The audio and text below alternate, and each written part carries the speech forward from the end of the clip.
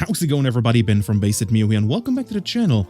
In this video, I am doing another mail day. This time around, as I've said in my last mail day, another Cardhobby mail day. I've got a lot of really cool cards in here, so let's jump straight into the opening, and let me cut open this parcel right here.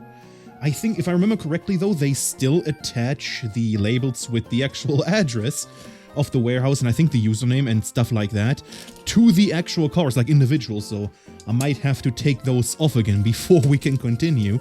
But let's see. And let's see what we can find in here. I think they also write like your count number and stuff on the actual bubble mail, I guess, so they don't get confused. Let me just see real quick. Yep, they do, so I'll be right back. Alright, and here we are. So I did actually have to take off some of the labels they have attached to the cards themselves. And they are packed pretty nicely, and they all stick to each other because that's where the labels were. One really interesting is I tried to remove this card, as you can see, very, very sticky because of that label. There you go. Had to remove that one. This one, as you can see, has like eBay's authenticity, which is kind of funny because I didn't buy this off eBay. I bought this off Cardhobby. So I think what might have happened with this one is a seller from China probably bought this one off eBay. It was shipped to China and then they sold it within China, like to me, that's fine by me. More on that later because that's actually the most expensive card in this mail day, I'm pretty sure. Let me just try to get these off without damaging them and see what we can find in here. We have two top loaders. I mean, they always ship them very securely, the sellers, and then Cardhobby themselves always ship them very securely, so nothing ever happens. And so far, I've had, I think, 5 orders in total with Cardhobby, and apart from my very first one, they got a little bit wrong, which was rectified later on. Everything seems to be in order. So here we have another evolution, not the only one, mind you.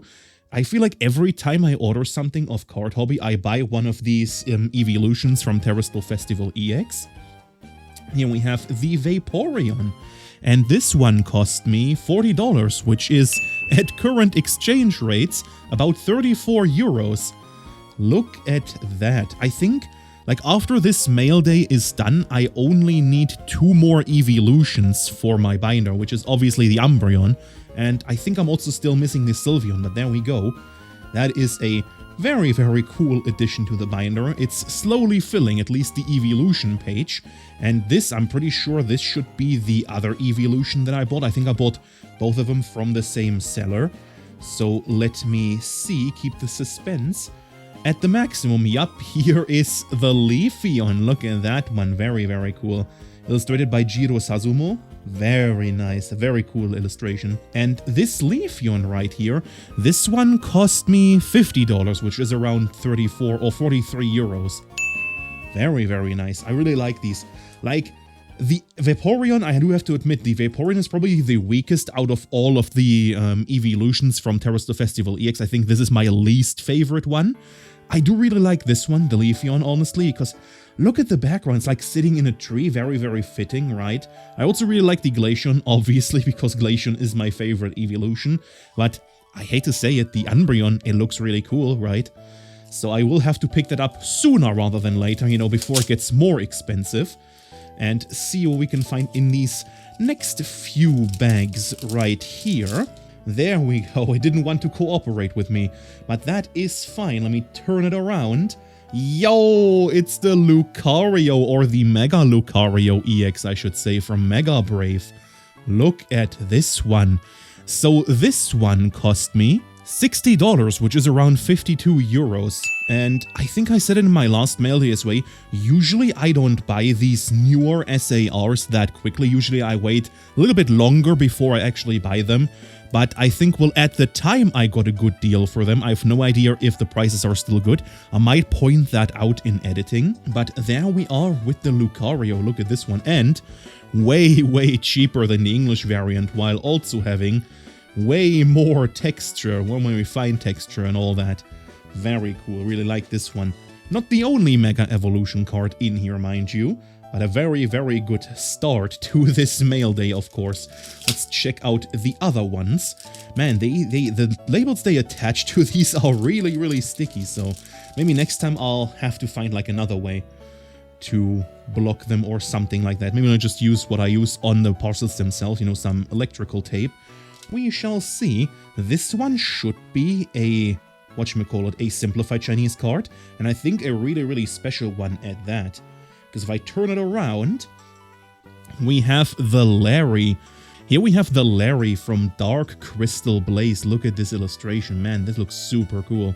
And at the time I bought this, it was already pretty cheap for $35, which is 30 euros, right about there. But I've seen the prices for this go down even further. I've seen sales for around $20 on this one, so I actually ended up getting a bad deal. But I bought this when it was kind of new, but luckily Larry isn't a popular character, so it is very, very affordable. So if you want to get this one, you might also get it on eBay for a decent price. But this is really, really cool. We love this one. We have a few more cards to contend with. Actually, you know what? I'll just show off the, if I can, the graded card right here, because we have two. The other one, the PSA one, I'll save for last. Here we have another one by CCIC, you know, that Chinese grading company, which it's just gonna get cracked. The only thing I hate about these cases in particular, they're super hard to crack. Like I'm always scared to damage the card whenever I crack these. Like definitely the hardest one I've ever come across. Even BGS is much easier to crack than these, because these do not want to come apart. But here we are. Speaking of exclusive special arts, here we have the Rika. This is actually from the previous Simplified Chinese set bonus round. But still, this one is really, really cool. Like the first time they revealed it, I knew I had to get it. Wasn't lucky enough to pull it, but it's still a really cool card. And this one ran me $90, which is around 77 euros. So more on the expensive side, but I think part of the reason why is because, well, this is already graded in a Gem Min 10, right? But I couldn't really find any raw versions of this card, at least at the time. And I am really time constrained whenever I order on Cardhobby, because you only have a 30-day storage period before you have to ship them out. And I always try to buy more than just one card, you know, to keep the shipping acceptable, because if you pay 40 euros for shipping on one card, unless it's a really high tier card, like a really expensive card, that isn't really worth it. So I always try to buy like around 5 to 10 cards, which is where it kind of equals out, right? So this one is really, really cool. Look at this one. Going right next to the Larry right here. There we go. These are going to look great in my binder. And on the topic of binder, after this mail day, I don't know if it's going to be next week or the week after. We'll see. I will do another binder update, because that actually marks my 5-year anniversary of returning to the hobby.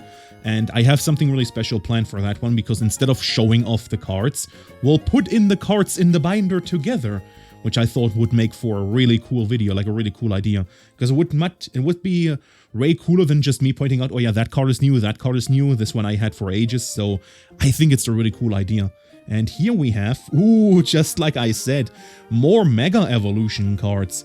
Here we have the Mega Absol, illustrated by Mitsuhiro Arita. And this one was also surprisingly cheap. This one cost me $20, which is around 17 euros. So very, very nice. This one is also from Mega Brave, judging by the icon M1L. So not from Mega Symphonia, but I think we have one more of these Mega Evolution cards. But this one is really, really cool and surprisingly cheap. I've also seen, like for this one in particular, I've seen a Twitter post by a Japanese collector, and apparently this Mega Absol is kind of picking up again. So I might have actually bought this at the correct time. Alright, next card up right here.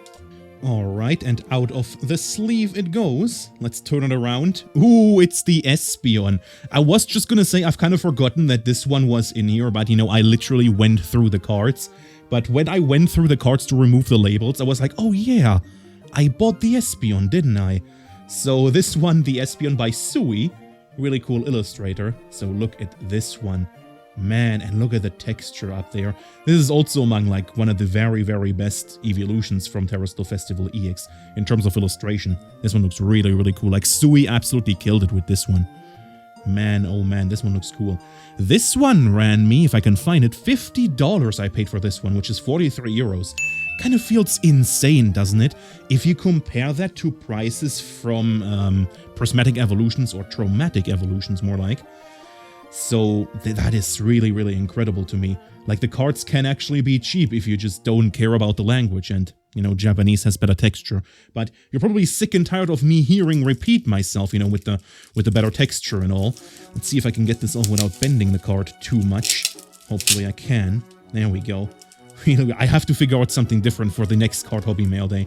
I think I might just use electrical tape, you know, just as I do on my parcels. I think it's way easier that way. Let's see what's in here. Oh, this one actually comes with a pull tab. Very nice. Very easy to remove from the top loader. And let's see what this one is. Oh, it's the last Mega Evolution card. This one, the Latias EX. Illustrated by, of course, Akira Igawa. Probably my favorite illustration from Mega Symphonia. Maybe even, I maybe even like this more than the Gardevoir, but the Gardevoir is super, super stunning. But look at the colors, like right here at the top. Man, holy moly. I just love how dynamic Akira Igawa's illustrations always look. Like, it's not just Pokemon. She also does illustrations for the One Piece TCG. I think I've pointed that out in one of my other videos. Like the Rowana Zoro, the Shanks, all of them look super cool. I did actually have the Zoro alternate art a little while ago, but I ended up selling that one and bought some Pokemon cards. What else? I feel like I should have kept that one because it was actually really cool. But here we are. This one cost me... You know what? I'm just gonna let you guess. What do you think this one ran me, huh? I know the English one is probably way more expensive than the Japanese one. But this one cost me $40, which is 34 euros. Which is insane. Like, looking at the prices right now for some of these, I'm honestly surprised I got them that cheap. Like, honestly, that is insane, right? A card this cool for 40 euros, or $40, I should say. Man, that is insane. Like, my binder, once we actually put in the cards together, you're gonna see how insane some of the pages will look. I'm really excited for my next binder update, I really am. Let's see, this one is the last of the raw cards. I know what we're missing. Let me just pull this out right here, very cool sleeve, and turn it around. Yo, we have the Giovanni from Team Rocket Returns. Actually, what was the set called? It was The Return of Rocket Gang, I think is the Japanese expansion name. Oh, right, Glory of Team Rocket. I think I might have gotten the name wrong. I was just gonna say Team Rocket Strikes Back, but I think that's a set from Gen 3, so that definitely wasn't the correct term. Glory of Team Rocket, this Giovanni right here. Let me just get open the page, and this one... Also, very, very cheap for a card that cool. This one cost me $20, which is 17 euros. $20, man. Are you kidding me? That is so cool. Also, all of these cards are curled. If I were to grade these cards, curling does not affect the grade whatsoever. Also, apparently print lines on modern cards also don't affect the grade, which is kind of ridiculous, honestly. Because I've seen the really rare Mew promo, the Simplified Chinese Mew promo. I saw a BGS black label of that card, and I kid you not, it was, first of all, it was off-centered, comically off-centered, and it had print lines, and it got a BGS black label. Where is the sense in that, right?